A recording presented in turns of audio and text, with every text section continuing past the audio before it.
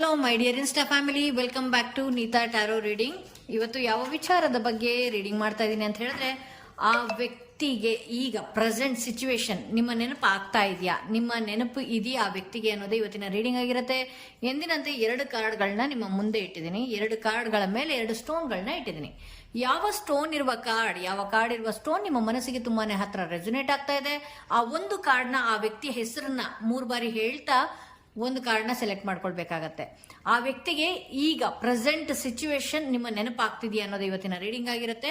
ಯಾರೆಲ್ಲ ಈ ಸ್ಟೋನ್ ಇರುವಂತಹ ಕಾರ್ಡ್ ಸೆಲೆಕ್ಟ್ ಮಾಡ್ಕೊಂಡ್ರಿ, ಆ ವ್ಯಕ್ತಿಗೆ ಆಕ್ಚುಲ್ ಆಗಿ ಅವರ ಪರ್ಸನಲ್ ಲೈಫಲ್ಲಿ ಅವ್ರದೇ ಆದಂತ ಒಂದು ಜಂಜಾಟದಲ್ಲಿ ಆ ವ್ಯಕ್ತಿ ಇದ್ದಾರೆ ಅಂತ ಹೇಳಬಹುದು. ಒಂದು ಸ್ಟ್ರೆಸ್ ನಲ್ಲಿ ಆ ವ್ಯಕ್ತಿ ಇದ್ದಾರೆ, ಆ ವರ್ಕ್ ಟೆನ್ಷನ್ ಅಲ್ಲಿ ಇದ್ದಾರೆ.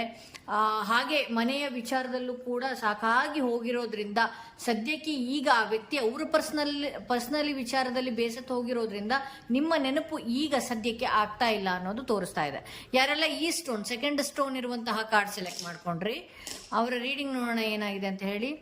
ಆಕ್ಚುಲ್ ಆಗಿ ಆ ವ್ಯಕ್ತಿಯ ವಿಚಾರ, ಆ ವ್ಯಕ್ತಿ ನಿಮ್ಮನ್ನ ನೆನಪು ಮಾಡ್ಕೊಳ್ಳದೆ ಇರೋದಕ್ಕೆ ಕಾರಣ ಏನು ಅಂತ ಹೇಳಿದ್ರೆ, ನಿಮ್ಮ ನಡುವೆ ನಡೆದಂತ ಗಲಾಟೆಗಳು, ಮಾತುಗಳು, ಕೆಲವೊಂದು ಸನ್ನಿವೇಶಗಳು, ಅವರ ಪರ್ಸ್ನಲಿ ಅವರ ಫ್ಯಾಮಿಲಿಯಿಂದ ಅಡೆತಡೆಗಳು ಅಥವಾ ನಿಮ್ಮ ಪರ್ಸ್ನಲಿ ಲೈಫಲ್ಲಿ ಅಡೆತಡೆಗಳು, ಈ ರೀತಿ ಎಲ್ಲ ಆಗಿರೋದ್ರಿಂದ ಒಂದಷ್ಟು ಗೋಜಲ್ಲೇ ಇದೆ, ಒಂದಷ್ಟು ಕಸಿವಿಸಿಯಲ್ಲೇ ಇದೆ. ಇನ್ನು ಬಿಸಿಯಾದ ಏನು ಜಗಳ ಅಂತಾನೆ ಹೇಳ್ಬೋದು, ಬಿಸಿಯಾದ ವಾತಾವರಣ ಅಂತ ಹೇಳ್ಬೋದು. ಸೊ ಹಾಗಾಗಿ ಆ ವ್ಯಕ್ತಿಗೆ ನಿಮ್ಮ ನೆನಪು ಅಂದ ಕೂಡಲೇ ಬರೀ ಗಲಾಟೆಗಳದು ಹಾಗೆ ನಿಮ್ಮಿಂದ ದೂರ ಹೋಗುವಂಥದ್ದೇ ವಿಚಾರವಾಗಿ ಯೋಚನೆ ಮಾಡ್ತಾ ಇದ್ದಾರೆ ಹೊರತು ಸದ್ಯಕ್ಕಂತೂ ಯಾವುದೇ ಒಳ್ಳೆಯ ವಿಚಾರಕ್ಕೆ ನಿಮ್ಮನ್ನ ನೆನಪು ಮಾಡ್ಕೊಳ್ತಾ ಇಲ್ಲ ಅಂತ ಹೇಳಿ ತೋರಿಸ್ತಾ ಇದೆ.